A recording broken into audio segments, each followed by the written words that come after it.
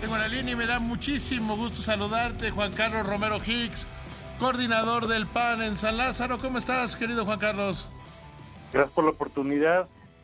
Adelante, por favor, Pues yo platiquemos. platiquemos sin menor preámbulo.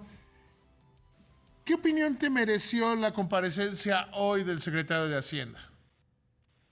La parte positiva es que es una persona seria, preparada, con experiencia, con credibilidad internacional y que es un interlocutor con el que se puede dialogar. La limitación es que pues el presidente no lo oye ni lo escucha y cuando intenta hacerlo pues no le entiende. Entonces él sufre mucho porque hace recomendaciones de política económica y política financiera que son estratégicas, pero pues, el jefe da manotazos y es muy difícil tener una persona como nuestro presidente que está desconectado de la realidad y que no le entiende al tema económico ni al de las finanzas. De lo que dijo, empecemos sobre el manejo del espacio que se tiene en la política económica. ¿Tú cómo lo viste? No lo noté convencido, creo que él está sobreviviendo en un medio muy adverso en donde el presidente no escucha y no le gusta que le contradigan su diagnóstico porque el presidente pues no tiene interacción con casi nadie, no escucha a los empresarios, no escucha a los gobernadores, no escucha a los legisladores, no escucha a los sectores sociales. Lo que existe es lo que él se imagina en la cabeza. Ahí sí no te puedo contradecir, Juan Carlos, pero yo creo que cuando el presidente cree que tenemos, hoy lo dijo en la mañanera, ¿no? Que tenemos algún resentimiento, alguna versión con España, yo es algo que para mí sería muy sorprendente que los mexicanos tuviéramos cuitas con España, ¿no? A un lugar que muchos le llaman la madre patria. Nuestro presidente es una persona que conoce poco de la historia de México, que no tiene una visión global actualizada, se la vive pasando comentarios en el espejo retrovisor. Es una contradicción porque él generó una expectativa de esperanza con un cambio diferente y no hay esperanza y no hay cambio y se la vive en el espejo retrovisor en lugar de ir construyendo el futuro. Nuestro presidente no logra comprender que el pasado es un lugar de referencia, no de residencia. Es que es más fácil vivir en el pasado que en el presente. Los conquistadores y los reyes de España, la reina católica no puede contestarte. Pues Los el futuro niños que se se mueren construye de hoy, cáncer, sí, y los papás de los niños que se mueren por cáncer sí pueden.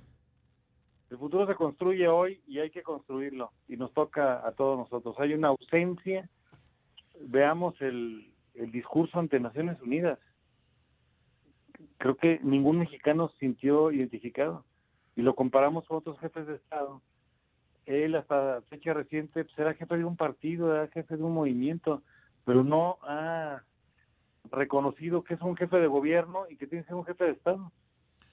Y algún día le vamos a tener que pedir perdón nosotros a los italianos por andar presumiendo que un asesino, un criminal, un aliado de Hitler se llama como Benito Juárez, ¿no? Un comentario muy inapropiado. Porque hace una liga semiótica de el papá admiraba tanto a Benito Juárez que quería tener un hijo como Benito Juárez y le salió Benito Mussolini. Y Benito Mussolini era un dictador, un asesino, aliado de Hitler. Entonces, una de dos, o le salió exactamente diferente a lo que esperaba, como normalmente nos pasa a todos los papás, o esas eran las virtudes que quería que copiara de Benito Juárez. Lo cual es un absurdo, un ridículo, como decir, no, pues un italiano le puso a nuestro hijo. Sí. Pero bueno, regresemos a la presentación del secretario. En materia de ingresos, ¿te convenció que la miscelánea fiscal diga que no tiene grandes cambios, sino precisiones menores? Lo estamos estudiando, todavía el proceso de revisión no inicia Y de primera impresión, lo que pasa es que hay que reconocer que el paquete tiene 3 ingredientes. Uno, las previsiones de política económica, y son cuentas alegres, difíciles de cumplir. ¿Quién en su sano juicio nos diría hoy que la economía va a crecer 4,5%, que el precio del barril del petróleo va a estar a $42, que la inflación va a estar como en 3,5%? Es decir, no son cifras creíbles, y ahí empieza el problema para los ejercicios Juan Carlos, económicos. ¿ustedes cómo las estiman? ¿Ustedes cómo ven estas? ¿A partir de dónde les gustaría a ustedes comenzar esta discusión? ¿Cómo ves, por ejemplo, el crecimiento, si habría crecimiento el año próximo? Que yo creo que por cuestión aritmética sí lo va a haber. Sí, pero lamentablemente en números muy muy pequeños. ¿Qué Nadie tan pequeños, Juan Carlos? No me gusta hablar de cifras cuando yo no soy el especialista para poder trazar esos escenarios. Siempre me gusta escuchar para ver bajo qué hipótesis se han venido construyendo las cosas, porque si esta conversación la hemos tenido hace 6 meses, nuestra noción del mundo era completamente diferente. Estamos en una era del hielo inédita, frente a 4 crisis que nunca habían tenido tanta gravedad simultánea. 1, la crisis de salud pública. 2, la crisis de economía, ingreso y pérdida de empleos. 3, la crisis de inseguridad. Y 4, la crisis de corrupción. Nunca habíamos tenido esas 4 en niveles tan exorbitantes como hoy y de manera simultánea. ¿Cómo ven ustedes, los diputados de Acción Nacional, la decisión de cancelar 109 fideicomisos y decir que ahora pues, todo será de la gran bolsa del presupuesto del gobierno federal? Es una ocurrencia que se convirtió en una comedia y va a desembocar en una tragedia. Porque hay un problema de caja. Es un gobierno que no sabe gastar el dinero y que no sabe reasignarlo. En el mundo ordinario nos hubiesen solicitado una reasignación para estas 4 crisis: la de salud, la de economía, la de violencia, la de corrupción. No ha habido esa solicitud al Congreso mexicano y por lo tanto nosotros creemos que su diagnóstico está equivocado.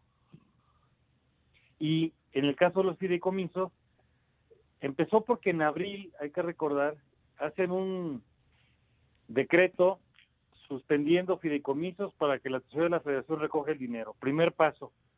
Pero, descubren que hay otros que existen por ley. Segundo paso. En el receso de la Comisión Permanente, en una ocurrencia, nos mandan una iniciativa de 44 fideicomisos, alegando que son problemas de transparencia y de rendición de cuentas y de opacidad, lo cual no es así. A ver, ahí te interrumpo, Juan Carlos. ¿Tú has visto alguna auditoría sobre fondos y fideicomisos? Sí, claro. ¿Alguna auditoría donde quede claro que hay corrupción y que hay dispendio? Lo segundo, no. Auditorías, sí. Por ejemplo, quieren desaparecer 23 fondos de CONACYT. Y empezamos porque querían desaparecer 44, luego pasaron a 54 y ayer la última ocurrencia son 109. En el caso de CONACYT son 23 fondos. Todos tienen un comité técnico de administración, son fondos auditados, tienen informes técnicos financieros, tienen auditoría, tienen estados financieros, todos. Porque esa es la diferencia de un fideicomiso. El fideicomiso tiene un objeto, claro. Y además una característica de multianualidad. Por eso existen, para no estar dependiendo de situaciones de año con año en el presupuesto de egresos de la... De que si hay dinero o no hay dinero. Así es. Y entonces, hay cosas que si vas año por año no las puedes garantizar porque no sabes cuánto dinero vas a tener. Así es. Entonces tiene un escenario de una multianualidad y así opera todo esto. Y entonces ahora lo que es una circunstancia muy grave es que quieren desaparecer los apoyos al cine, a la ciencia, a los deportistas de talento desarrollado, a los protectores de derechos humanos, el Fondo de Desastres Naturales, que sirve para circunstancias de tragedias en municipios y entidades federativas. Tuve ya el honor de ser gobernador de Guanajuato y de tener que utilizar ese tipo de fondos. Entonces, estamos frente a un gobierno opaco. A ver, pero no te alcanza la explicación, tú que administraste además un presupuesto cuando fuiste gobernador, ¿no te alcanza la explicación de que ya no lo vamos a tener Yo uso la figura de que mi mamá ponía el dinero en sobres. El sobre para la renta, para la luz, para el gas, para las vacaciones, para las colegiaturas, que es un poco cómo son los fondos y fideicomisos. Hoy decía el secretario Herrera que ese dinero ahí está, pero pues va a estar en la bolsa grande. ¿Te Pero da con confianza eso? ¿Da tranquilidad? por supuesto que no, porque entonces pasa a una caja chica, sin reglas de operación, sin listas de beneficiarios y para ocurrencias. De- en un mundo como el nuestro, estarían resignando recursos para las quimeras faraónicas de los tres proyectos inviables: el aeropuerto, la refinería y el Tren Maya. Pero como tenemos un presidente desconectado de la realidad y que además exhibe problemas porque cuando alguien le cuestiona algo tiene delirio de persecución, y luego el problema es que llegó con el virus de la soberbia y de la ira, entonces cualquier cuestionamiento lo traduce en crítica. Bueno, es que Quieren ahora no. hacer una caja chica Es que para él le ha pedido, y lo dijo abiertamente esta semana, obediencia ciega. entonces es Yo una soy situación, seguidor de Jesucristo, yo al único que sigo ciegamente es a Jesucristo. es una No conducta seguiría ningún patológica. humano ciegamente a quien fuera.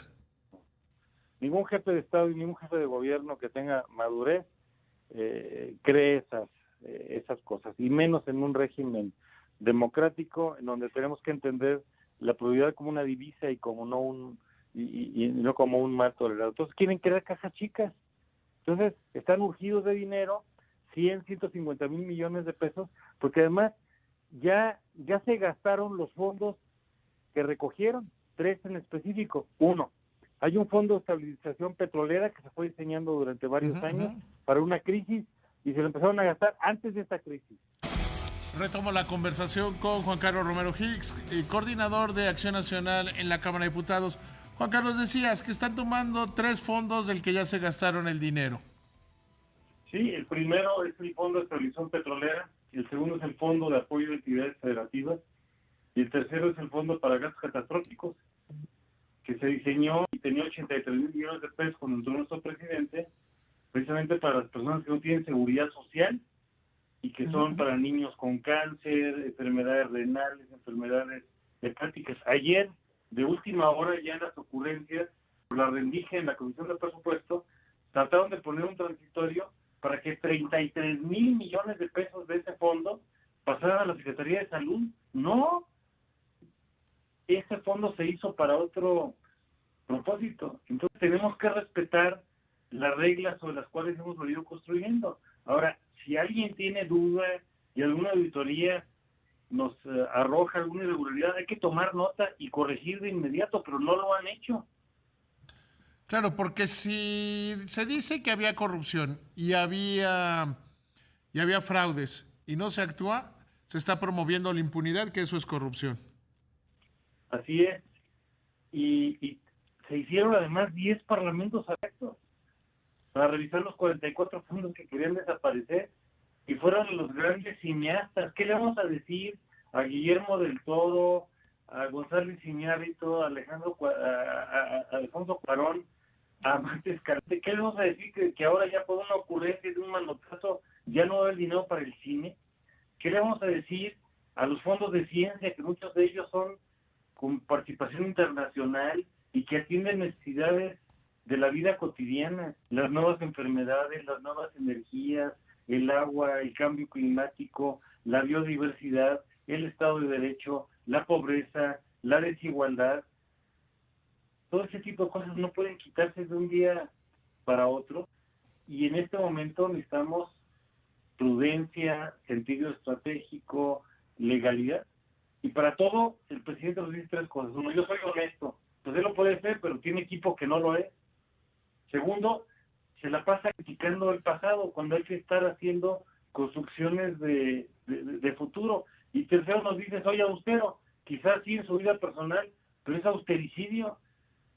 El gasto de las entidades y las secretarías está en su mínima expresión. Entonces, regresando, pues, tenemos un secretario de Hacienda de visión internacional, pero nuestro presidente pues no le entiende. Juan Carlos, te agradezco muchísimo que me hayas tomado la llamada. Te mando un abrazo, que te vaya muy bien. Encantado, hay que sumar y multiplicar y buscar soluciones para todos los mexicanos. Eso es lo que se necesita.